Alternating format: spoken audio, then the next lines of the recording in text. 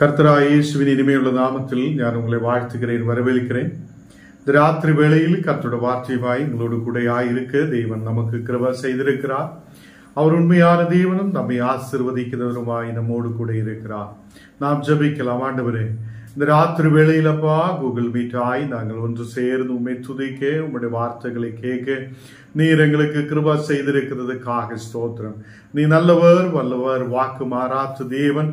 இந்த ராத்திரி வேளையிலப்பா உம்முடைய பிரசனத்தால் நீர் எங்களை நிரப்பி ஆண்டவரே நீர் எங்களை ஆசீர்வதிக்கிறதுக்காக ஸ்தோத்திரம். அநேகர் வியாதியோடு பலவீனதையோடு கண்ணீரான பிரச்சனைகளோடு இந்த மக்களாயிருக்கும் போது ஆண்டவரே இந்த மக்களுக்கு ஒரு விடுதலை கொடுத்து ஆசீர்வதிக்க நீர் உண்மை உள்ள தேவனாயிருக்கிறதுக்காக ஸ்தோத்திரம். இந்த ராத்திரி வேளையிலப்பா நீர் எங்களை தொடும், உம்முடைய பிரசனத்தால் நீர் எங்களை நிரப்பும், உம்முடைய தெய்வனால் நீர் எங்களை நிரப்பி ஆசீர்வதிக்கிறதுக்காக ஸ்தோத்திரம். இன்னைக்கப்பா பேஸ்புக்கிலூടെ, யூடியூபிலூടെ, கூகுள் மீட்டிலூടെ யாரெல்லாம் இந்த வசனங்கள் கேட்குதோ இந்த மக்களிட மேல் தெய்வீக பிரசனம் இறங்கி வருவதற்காக ஸ்தோத்திரம். ஒரு அபிஷேகத்தோட வல்லமையோட ஆண்டவரே தெய்வீக கிருபையோடு இந்த மக்கள் ஆயிருக்க நீர் கிருபை செய்ததுக்காக ஸ்தோத்திரம். எங்களை முற்றிலும் தாழ்த்துகிறேன், அர்ப்பணிக்கிறேன். இன்னைக்கு வந்திருக்கிற ஒவ்வொரு மக்களையும் நீர் பலப்படுத்தி ஆசீர்வதித்து வழி நடத்தும். நாங்கள் வசனங்கள் தியானிக்கிறேன், உம்முடைய பிரசனத்தால் நிரப்பும். இயேசுவின் நாமத்தில் தனபிதாவே, ஆமேன், ஆமேன். கர்த்தர் நம்மை ஆசீர்வதித்து வழி நடத்துவார். இன்னைக்கும் நாம் தொடர்ச்சியாக ஜபத்தை குறித்து நாம் தியானித்து வருகிறேன். போன நாளுகளில் இயேசு எப்படி ஜெபிக்க வேண்டும் என்று சொல்லியதை குறித்தும் நாம் இயேசு நமக்கு கற்றுக் கொடுத்த ஜபத்தை குறித்தும் நாம் தியானித்திருக்கிறார். இந்த நாளுகளில் தியானிப்பதற்காக யோனா 2ஆம் அதிகாரம் അതിന്റെ 1ാമത്തെ വചനം നാം വാസിച്ച് കേൾக்கலாம். യോനാ 2ஆம் அதிகாரம் അതിന്റെ 1ാമത്തെ வசனம். அந்த மீனின் வயிற்றில் இருந்து யோனா தன் தேவனாகிய கர்த்தரை நோக்கி விண்ணப்பம் பண்ணி. கர்த்தர் பிள்ளைகளே, யோனா இப்போ மீனின் வயிற்றில் இருந்து யோனா தன் தேவனை நோக்கி, கர்த்தரை நோக்கி அவன் விண்ணப்பம் பண்ணுகிறார் என்று, அவன் ஜெபிக்கிறார் என்று நமக்கு இங்கே பார்க்க முடிகிறது. நமக்கு தெரியும் யோனா அமித்தாவின் குமாரனாகிய யோனா. அவன் நினவேக்கு போய் அந்த நினவே பட்டணத்துக்கு விரோதமாய் பிரசங்கம் பண்ண வேண்டும் என்று கர்த்தர் அவனோடு சொல்லுகிறார். தேவன் சொல்லுகிறார், நீ நினவேக்கு போகணும், நினவே பட்டணத்துக்கு போய் அங்கே உள்ள ஜனத்துக்கு விரோதமாய், அந்த பட்டணத்துக்கு விரோதமாய் அங்கே பிரசங்கம் பண்ண வேண்டும் என்று சொல்லும் போது யோனாவுக்கு மனதில்லை. அந்த நினவே பட்டணத்துக்கு கடந்து செல்ல, தேவன் சொல்லியது கீழ்ப்படிந்து அங்கே கடந்து செல்ல அவனுக்கு மனதில்லை. அங்கே இருந்து அவன் தர்சூசுக்கு ஓடி போக அவன் விரும்புகிறான். ഞാൻ எப்படியாவது அங்கு நினவே பட்டணத்துக்கு போய் நான் என்ன செய்யும், நான் எப்படி அங்கே பிரசங்கம் பண்ணும் என்று சொல்லி அவன் தர்சூசுக்கு அவன் அதை ஓடி போகிறான். அங்கு அதை கடந்து செல்லுத, தர்சூசுக்கு கடந்து செல்லுத ஒரு கப்பலில் அவன் கூலி கொடுத்து அந்த கப்பலுக்குள்ளே அவன் ஏறுகிறான். கர்த்தருடைய பிள்ளைகளே, இங்கே நமக்கு இந்த விஷயங்கள் எல்லாம் தெரியும். நாம் தினமும் இந்த ஆலயங்களில் எல்லாம் கேட்கிற வசனம் தான். இங்கே பெரும் காற்று தேவன் அனுப்புகிறான். அந்த கப்பல் உடைந்து போகுத மாதிரி உள்ள ஒரு பெருங்காற்று, ஒரு பெரிய காற்று, ஒரு பலத்த காற்று அங்கு உண்டாகுது. பெரிய கொந்தளிப்பு உண்டாகிறார். அந்த கப்பல் உடைந்து போகுத மாதிரி சூழ்நிலை உண்டாகிறார். மக்கள் எல்லாம் தன் தன் தேவனோடு கூட, நிறைய பேர் அங்கே அந்த கப்பலில் பயணிக்கிற மக்கள் தன் தன் தேவனோடு கூட அவங்க கதறி அழுதி, தேவனே எங்களுக்கு ஒரு விடுதலை கொடுவென்று அவங்களுடைய தேவனோடு கூட அவங்க அதை போராடுகிறார்.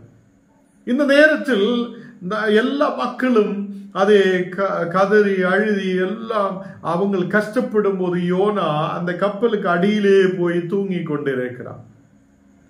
அங்கே இருந்து அதை ஓரோ பொருள்கள் தூக்கி எறிகிறார். கப்பலுக்குள்ள உள்ள எல்லா பொருள்களும் தூக்கி எறிந்தாலும் அங்கே அந்த கப்பலை பாதுகாக்க முடியாது இருக்கும் போது யோனாவிட இடத்தில் வந்து கேட்கும் போது யோனா எல்லா விஷயத்தையும் சொல்லுகிறான். நான் நினவே பட்டணத்துக்கு கடந்து செல்ல வேண்ட மனிதன், நான் நினவே பட்டணத்துக்கு உயிருள்ள தேவன் என்னை அனுப்பி இருக்கிறார், நான் அங்க போகாமல் தர்சூசுக்கு திரும்பி ஓடி வந்திருக்கிறார், இந்த கப்பலுக்குள்ள வந்திருக்கிறார் என்று சொல்லும் போது அங்கே இருந்து யோனாவை தூக்கி அந்த கடலுக்குள்ளேயே போடுங்கள் என்று சொல்லும் போது முன்னவே இவனை விழுங்குறதுக்காக குறிக்கப்பட்டிருக்கிற மீன் அங்கே வந்து இந்த யோனாவை முழுங்கி விடுகிறான். இப்போ யோனா 2வது அதிகாரத்தில் இருக்கிறது. அந்த யோனா அந்த மீனுடைய வயிற்றுக்குள்ள இருக்கிறான்.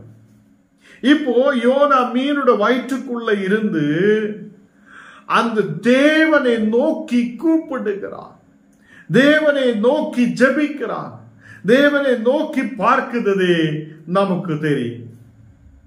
அப்போ தேவன் யோனாவே அந்த மீனுடைய வயிற்றுக்குள்ளே பாதுகாத்து வைத்திருக்கிறார். இந்த யோனா அங்கே இருந்து ஜெபம் பண்ணுகிறார். நமக்கு தெரியும், நமக்கு ஒரு பிரச்சனை வரும்போதுதான் நம்ம கதறி அழுதி ஜெபிக்கும். ஐயோ எனக்கு ஒரு விடுதலை தாருங்க, எனக்கு இந்த பிரச்சனையிலிருந்து ஒரு விடுதலை தாருங்க. உனக்கு கண் இல்லையா, மூக்கு இல்லையா, நீ கேட்க முடியாத காது இல்லையா, இதெல்லாம் கேட்கிற நாளுகள், அந்த நாளுகள் மனிதன் அப்படி கேட்கும். இங்கே ஒரு பிரச்சனை யோனாவுக்கு வருகிறார். அவன் கடலில் தூக்கி எறியப்பட்டிருக்கிறான். அவன் இப்போ மீனுடைய வயிற்றுக்குள்ள இருக்கிறான். இந்த மீனுடைய வயிற்றுக்குள்ள இருந்து தேவனாகிய கர்த்தரை நோக்கி விண்ணப்பம் பண்ணுகிறான். 2வது வசனம் வாசிக்கும் போது, என் நெருக்கத்தில் நான் கர்த்தரை நோக்கி கூப்பிட்டேன், அவர் எனக்கு உத்தரவு அருளினான் என்று சொல்லுகிறான். நெருக்கப்படுத நேரத்தில் நான் கர்த்தரை நோக்கி கூப்பிட்டேன். கர்த்தருடைய பிள்ளைகளே, நாம் நெருக்கப்படுத நாளுகள், கண்ணீரோடு இருக்கிற நேரத்தில், இந்த உலகத்தில் நாம் நெருக்கப்படுத நேரத்தில், மனிதர்கள் நமக்கு விரோதமாகிற நேரத்தில் நாம் கர்த்தரை நோக்கி கூப்பிடட்டும். கர்த்தர் நமக்கு பதில் கொடுப்பார், அவர் நமக்கு ஒரு விடுதலை கொடுப்பார். கர்த்தர் பிள்ளைகளை, இங்கே யோனாவும் அந்த மீனுடைய வயிற்றுக்குள்ள இருந்து ஜெபம் பண்ணுகிறார். ஆண்டவரே, நான் உம்மை நோக்கி பார்க்கிறேன். நெருக்கப்படுத நேரத்தில், இந்த மீனுடைய வயிற்றுக்குள்ள இருந்து நான் நெருக்கப்படுத நேரத்தில் கர்த்தரை நோக்கி கூப்பிட்டு அவர் எனக்கு உத்தரவு அருளினான் என்று சொல்லுகிறான். உன்னுடைய நெருக்கப்படுத நேரத்தில் நீ அவரை நோக்கி கூப்பிடும் போது அவர் உனக்கு உத்தரவு அருளுவார். எத்தனை பேர் விசுவசிக்கிறார்? கர்த்தர் பிள்ளைகளே, நாம் அவர் சொல்லுத நேரத்தில் நீ இப்படி போ என்று சொல்லும் போது நாம் எப்படி போகும்? நாம் திரும்பி ஓடுகிறார். யோனாவை போல திரும்பி ஓடும் போதுதான் சில பிரச்சனைகளில், நெருக்கங்களில் இருக்கும் போதுதான் யாரை நோக்கி கூப்பிடணும்? அந்த பிரச்சனையை அல்ல நீ நோக்க வேண்டியது, நாம் அந்த கர்த்தரை நோக்கி கூப்பிடட்டும், அவர் உனக்கு உத்தரவை அருளுவார். இங்க மீனுடைய வயிற்றுக்குள்ள இருந்து, அந்த கஷ்டத்தில் இருந்து, பிரச்சனையில் இருந்து யோனா அங்கே இருந்து விண்ணப்பம் பண்ணுகிறார். நான் பாதாளத்தின் வயிற்றில் இருந்து கூக்குரலிட்டேன், நீர் என் சத்தத்தை கேட்டீர். தேவனை புகழ்கிறார். ஆண்டவரே, இந்த பாதாளத்தின் வயிற்றில் நான் இருக்கிறேன். இப்போ அவர் மீனின் வயிற்றில் என்று சொல்லல, பாதாளத்தின் வயிற்றில் நான் இருக்கிறான். இங்கே இருந்து நான் கூக்குரலிட்டேன், நீரின் சத்தத்தை கேட்டேன். ஹல்லேலூயா. இங்க யோனாவுடைய ஜெபம் எப்படி இருக்கிறார் என்று பாருங்க.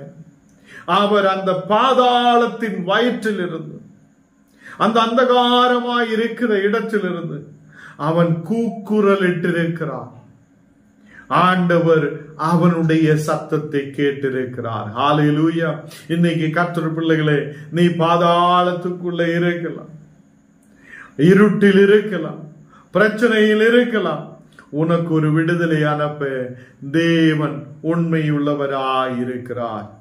இங்கே சமுத்திரத்தின் நடுமயங்களில் ஆழத்திலே நீர் என்னை தள்ளி விட்டீர், நீர் ஓட்டம் என்னை சூழ்ந்து கொண்டது. இப்போ சமுத்திரத்தின் ஆழத்தில் நீர் என்னை தள்ளி விட்டிருக்கிறார். நீரோட்டம் என்னை சூழ்ந்து கொண்ட சூழ்நிலைகள் வந்திருக்கிறார். இந்த உலகத்திலே பிரச்சனைகள் உன்னை சூழ்ந்து கொள்ளலாம், நீரோட்டம் உன்னை சூழ்ந்து கொள்ளலாம், உன்னை அநேகர் தள்ளிவிடலாம். இந்த தேசத்தில் நீ இருக்க முடியாது என்று நினைக்கலாம்.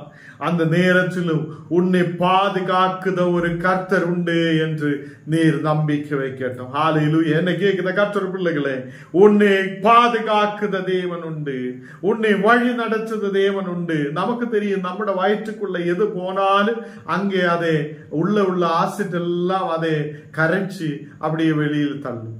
இந்த மீனுடைய வயிற்றுக்குள்ள போன யோனாவை பாதுகாக்க தேவன் உண்மையுள்ளவராயிருந்திருக்கிறார். ஹல்லேலூயா.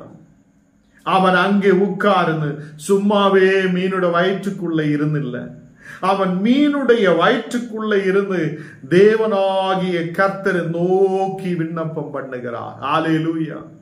நம்முடைய பிரச்சனைகளின் நடுவில், நம்முடைய வேவலாதிகளின் நடுவில் நாம் கர்த்தரை நோக்கி கூப்பிடட்டும். அவர் உனக்கு உத்தரவருள்ள தேவனாயிருக்கிறது. உன்னுடைய நெருக்கத்தின் நேரத்தில் உனக்கு உத்தரவு அருளுத தேவனாய் அவர் இருக்கிறார். ஹல்லேலூயா.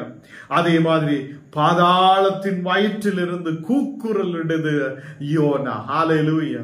இந்த நாடுகளில் உன்னுடைய பிரச்சனைகளின் நடுவில், இருளான சூழ்நிலைகளின் நடுவில், முன்னாடி போக முடியாத சூழ்நிலைகளின் நடுவில் நீர் கூக்குரலிட்டு தேவனுக்கு முன்பாக கடந்து வரட்டும். அவர் உன் சத்தத்தை கேட்பார். உன்னுடைய ஜெபத்தோட நீ முன்னாடி கடந்து வரும்போது அவர் உன் சத்தத்தை கேட்பார். ஹல்லேலூயா. இங்க யோனா சொல்லுகிறார், என்னை சமுத்திரத்துக்குள்ள தள்ளி விட்டீரே, நான் அங்கே உள்ள நீரோட்டம் என்னை சூழ்ந்து கொண்டிருந்திருக்கிறார், உம்முடைய அதே வெள்ளங்களும் அலங்கங்களும் எல்லாம் என் மேல் புரண்டது என்று சொல்லப்படுகிறார். 4வது வசனம் வாசிக்கும் போது, நான் உமது கண்களுக்கு எதிரே இராதபடிக்கு தள்ளப்பட்டேன், ஆகிலும் இன்னமும் உம்முடைய பரிசுத்த ஆலயத்தை நோக்குவேன் என்றேன். ஹல்லேலூயா. நான் தள்ளப்பட்டிருக்கிற சூழ்நிலையில் இருக்கிறான். இந்த நாடுகளில் வியாதியோடு நீ தள்ளப்பட்டிருக்கலாம், இந்த உலகத்தில் நீ கண்ணீரான சூழ்நிலையில் இருக்கலாம், இந்த உலகத்தில் நீ பிரச்சனையோடு இருக்கலாம், இந்த உலகத்தில் நீ எல்லாவராலே தள்ளப்பட்டிருக்கிற சூழ்நிலையில் இருக்கலாம். ஹல்லேலூயா. நீ இன்னையிலிருந்து பரிசுத்த ஆலயத்தை நீ நோக்கும் போது, பரிசுத்தராய தேவனை நீ நோக்கும் போது உன்னுடைய பிரச்சனைகள் மாற்றப்படுவார், தள்ளப்பட்ட நிலைமைகள் மாற்றப்படுவார். என்னை கேட்கிற கர்த்தருடைய பிள்ளைகளை, இன்னைக்கு பேஸ்புக்கிலூட யூடியூபிலூட என்னை காணுதா கர்த்தருடைய பிள்ளைகளை, நீ தள்ளப்பட்ட நிலைமையில் இருக்கலாம். கர்த்தர் அதை உன்னை தள்ளுவதில்லை. அவர் உன்னை நேசிக்கிற தேவன், அவர் உன்னை பாதுகாக்கிற தேவன், அவர் உன்னை வழி நடத்துகிற தேவன். இந்த நாளுகளில் அதை கர்த்தருடைய பரிசுத்தத்தை, கர்த்தருடைய பரிசுத்த ஆலயத்தை நாம் நோக்கும் போது அவர் நம்மை விடுவிக்கிறவராயிருக்கிறார். ஹல்லேலூயா. இங்கு யோனா அதை அந்த மீனுடைய வயிற்றுக்குள்ள இருந்து அவர் அதை தேவனுக்கு முன்பாக ஜெபிக்கிறார். ஆண்டவரே, உம்முடைய பரிசுத்த ஆலயத்தை நோக்குவேன். ஹல்லேலூயா. உம்முடைய பரிசுத்த ஆலயத்தை நான் நோக்குவேன். 5வது வசனத்தில் வாசிக்கும் போது, தண்ணீருக்குள் பிராண பரியந்தம் என்னை நெருக்கினது, ஆழி என்னை சூழ்ந்து கொண்டது, கடல் பாசி என் தலையை சுற்றி கொண்டது என்று சொல்லுகிறான். அப்போ அந்த கடலுக்குள்ள என்னை தூக்கி எறியும் போது, யாரும் உதவி இல்லாது இருக்கும் போதும் தேவன் எனக்கு உதவியாயிருந்திருக்கிறார். கடல் பாசி என் தலையை சுற்றி கொண்டிருந்தது, ஆழி என்னை சூழ்ந்து கொண்டது, கடல் அது அந்த கொந்தளிப்புக்குள்ள பிராண பரியந்தம் என்னை நெருக்கி கொண்டிருந்தது, ஆழி என்னை சூழ்ந்து கொண்டது, கடல் பாசி என் தலையை சுற்றி கொண்டது என்று யோனா அங்கே இருந்து அதை ஜெபிக்கிறார். எவ்வளோ பிரச்சனை என் வாழ்க்கையில் இருந்தது, எவ்வளோ போராட்டம் என் வாழ்க்கையில் இருந்தது. அந்த கடல் ஆழி என்னை சூழ்ந்து கொண்ட நேரத்தில், கடல் பாசி என் தலையை சுற்றி கொண்டிருந்த நேரத்தில் நீரின் ஜபத்தை கேட்டவராயிருக்கிறார், நீரின் ஜபத்தை கேட்கிறவராயிருக்கிறார் என்று சொல்லுகிறார். ஹல்லேலூயா. கர்த்தருடைய பிள்ளைகளே, இந்த நாளுகளில் நெருக்கப்படுத நேரத்தில், மனிதர்கள் தள்ளிவிடுத நேரத்தில் அதை கர்த்தரை நோக்கி கூப்பிடட்டும், அவர் உனக்கு உத்தரவு அனுப்புவார். 6வது வசனத்தில் நாம் வாசிக்கும் போது, யோனா 2ஆம் அதிகாரம் அதிலே 6வது வசனம் வாசிக்கும் போது, பர்வதங்களின் அடிவாரங்கள் பரியந்தமும் இறங்கினேன், பூமியின் தாழ்வாய்கள் என்றென்றைக்கும் என்னை அடக்கினது என்று சொல்லுகிறார். கர்த்தருடைய பிள்ளைகளே, பர்வதங்களின் அடிவாரங்கள் பரியந்தமும் நான் இறங்கினேன். எவ்வளவு பெரிய பிரச்சனைகளுக்குள்ளே நான் கடந்து சென்றேன். ஆழி என்னை சூழ்ந்து கொண்ட நேரத்தில், பர்வதங்களின் அடிவார பரியந்தம் நான் இறங்கின நேரத்தில் நீர் என்னை பாதுகாக்க ஒரு மீனை அனுப்பினீரே. இப்போ மீனின் வயிற்றுக்குள்ள இருந்து தேவனை தேடுதா யோனா. அப்போ நல்ல ஆரோக்கியத்தோட இருக்கும்போது, விடுதலோட இருக்கும்போது, சௌக்கியத்தோட இருக்கும்போது நாம் சில நேரத்தில் தேவனை மறந்து விடுகிறோம். ஏதோ ஒரு வியாதி வரும்போது, பிரச்சனை வரும்போது, கஷ்டம் வரும்போது, நெருக்கங்கள் வரும்போது நாம் கர்த்தரை தேடுவோம். அதே மாதிரிதான் இங்கே யோனாவும் அந்த பிரச்சனையின் நடுவில் தேவனை தேடுகிறான். அந்த பிரச்சனையின் நடுவில் யோனாவை கூப்பிடுகிறான்.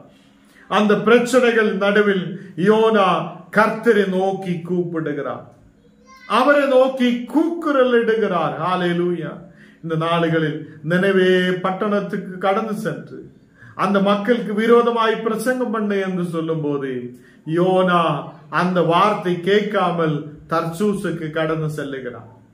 தேவன் சொல்லின வார்த்தை கேட்காமலே அவர் கடந்து செல்லும் போது இப்போ மீனின் வயிற்றுக்குள்ளே இருக்கிறார். தேவ பிள்ளைகளை, ஞான நீங்களும் கர்த்தருடைய வார்த்தைக்கு கீழ்ப்படியும் போது தேவன் நம்மை ஆசீர்வதிப்பார்.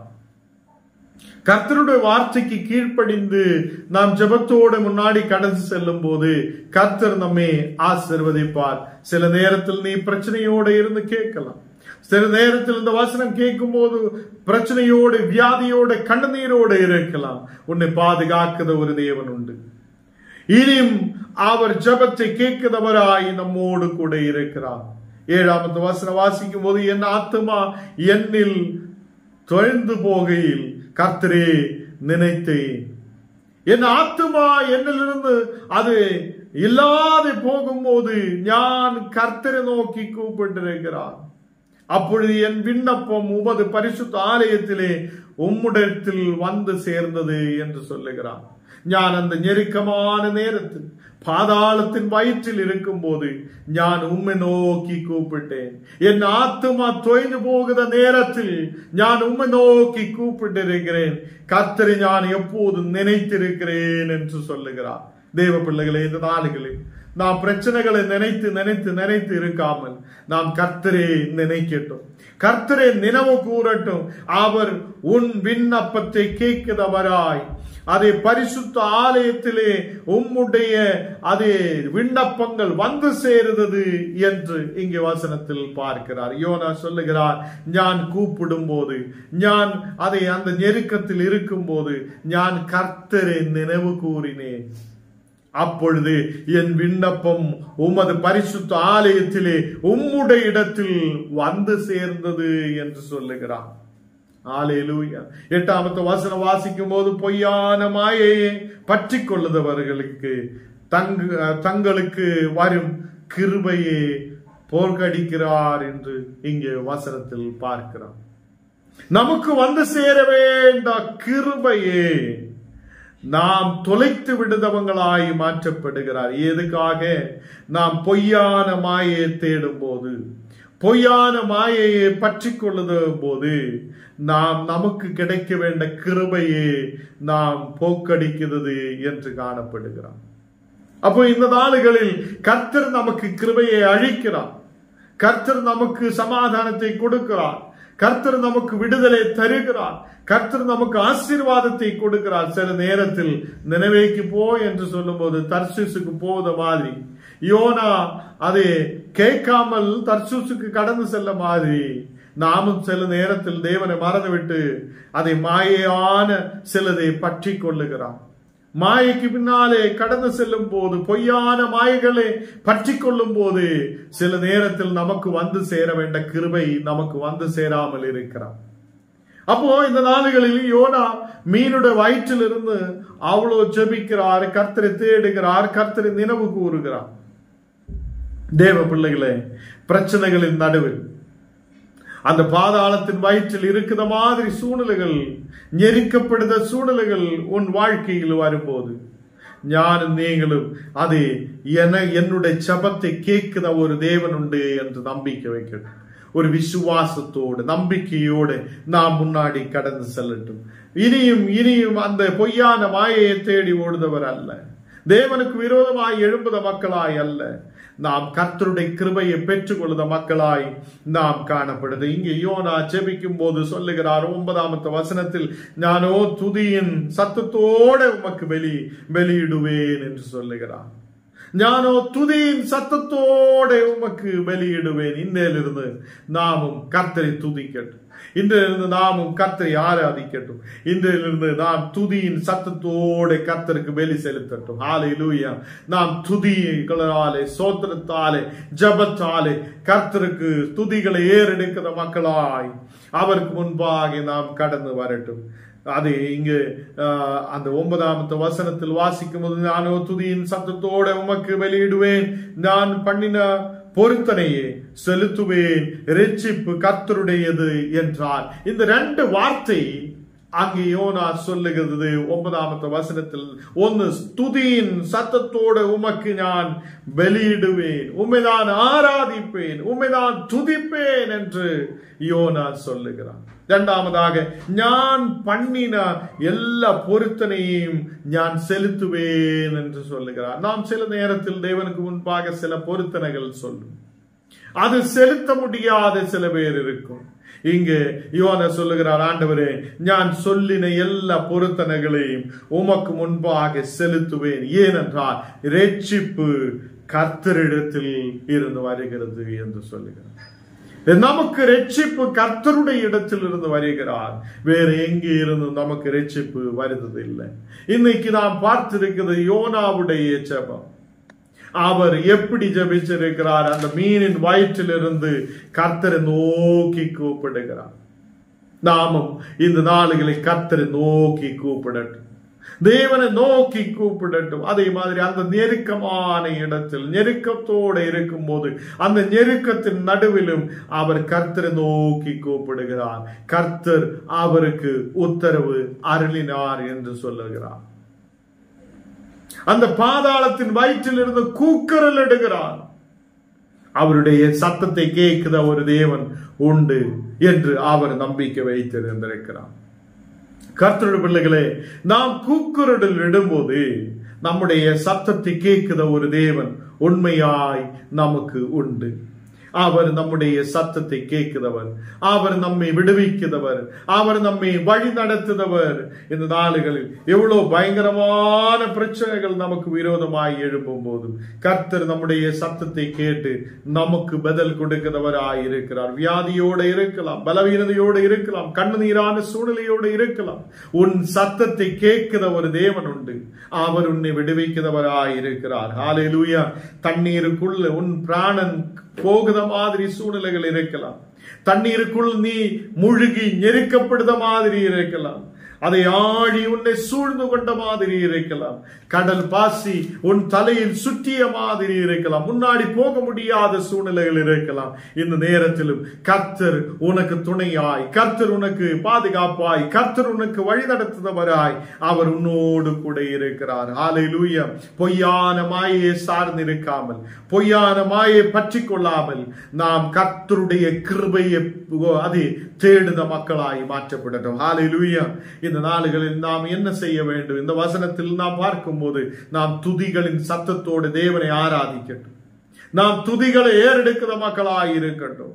அதே மாதிரி செலுத்தினா எதெல்லாம் பொருத்தனைகள் இருக்குதோ அந்த பொருத்தனைகளை செய்து முடிக்கிறவங்களாய், அதை பொருத்தனைகளை செலுத்துத மக்களாய் நாம் காணப்படட்டும். ரட்சிப்பு கர்த்தருடைய இடத்திலிருந்து வருகிறது. 10வது வசனம் நான் வாசிக்கும் போது, கர்த்தர் மீனுக்கு கட்டளையிட்டார். இந்த ஜபத்தை எல்லாம் கேட்டு ஜபங்கள் எல்லாம் பண்ணி அவன் விசுவாசத்தோடு இருக்கும் போது அந்த மீனுக்கு கட்டளை இடுகிறார். ஆண்டவர் கட்டளை இடுகிறார்.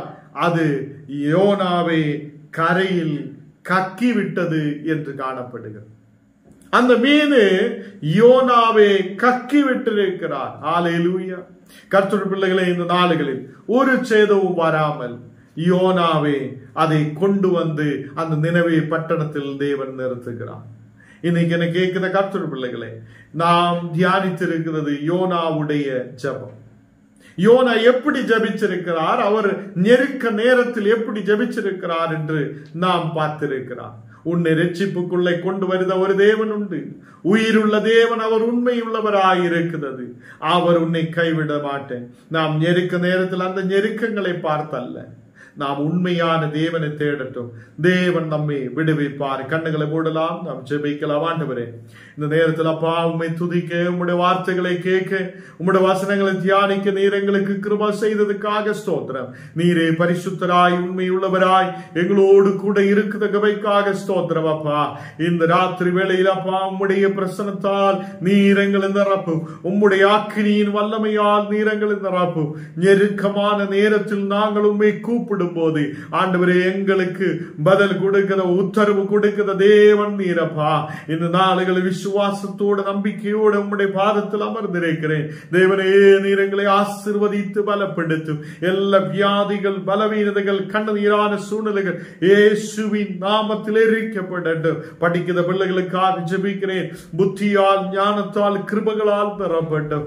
நல்ல கிருபைகளோடு ஆண்டவரே உம்முடைய தரிசனத்தோடு முன்னாடி கடந்து செல்ல மக்களாயிருக்க நீர் கிருபை செய்யும். இந்த உலகத்திலே வீணான மாயைகளை தேடி அல்ல ஆண்டவரே, உம்முடைய கிருபையை பெற்றுக்கொள்ள மக்களாயிருக்க நீர் கிருபை செய்யும். வேலைகளுக்காக கடந்து செல்த, பிசினஸ்களுக்காக கடந்து செல்த ஓரோ மக்களுக்காக ஜெபிக்கிறேன்.